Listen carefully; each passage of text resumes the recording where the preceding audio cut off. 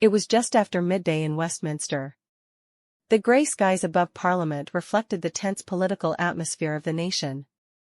Keir Starmer, flanked by aides and security, emerged from the iconic black gates of the Palace of Westminster after a heated Prime Minister's questions session. Cameras clicked, journalists gathered, and the usual bustle of London life moved around them.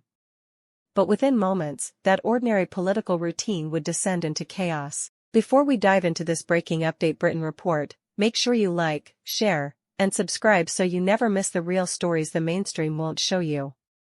As Starmer moved towards his waiting car, a group of around 20 protesters, who had been standing further down the road, suddenly surged forward.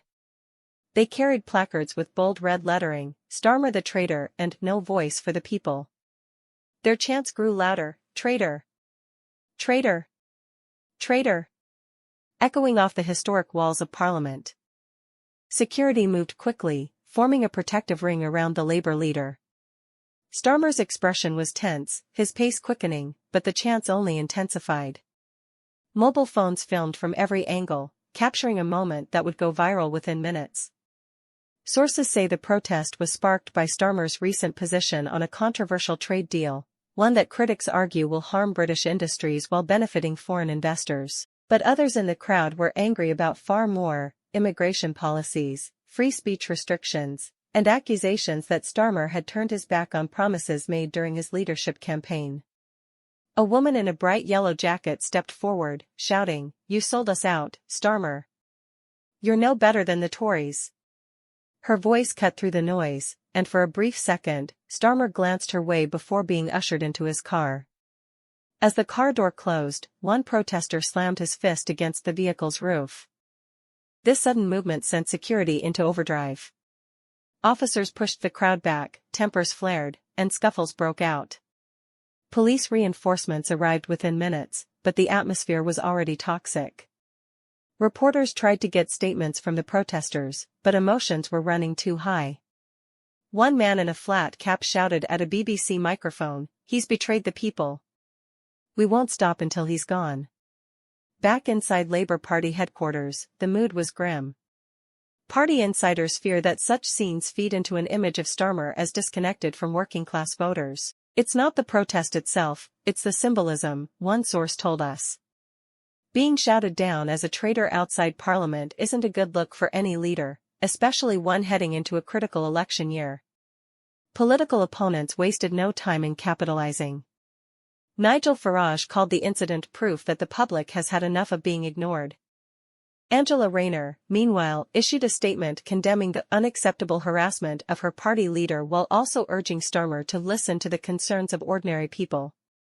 Tory MPs, unsurprisingly, were quick to twist the knife. "When you lose the street, you lose the country," one senior backbencher told the press. This isn't the first time Starmer has faced public anger.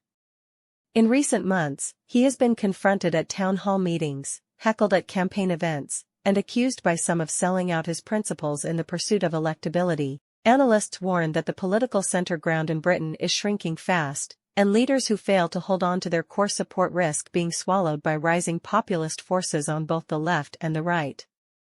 By late afternoon, clips of the ambush were trending on social media under the hashtag #TraitorStarmer. TikTok videos looped the moment the protesters surged forward. Twitter was a battleground of opinion, half condemning the protesters as extremists, half praising them for speaking truth to power. The BBC's Evening News showed the footage alongside commentary from political editors, while GB News ran with the headline, "Starmer faces the wrath of the people."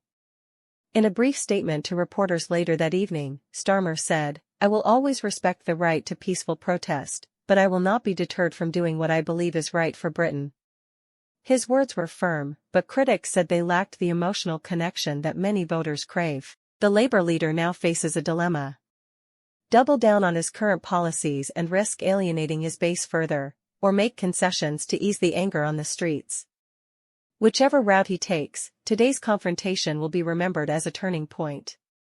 One political historian told Update Britain, "Moments like this stick in the public's memory."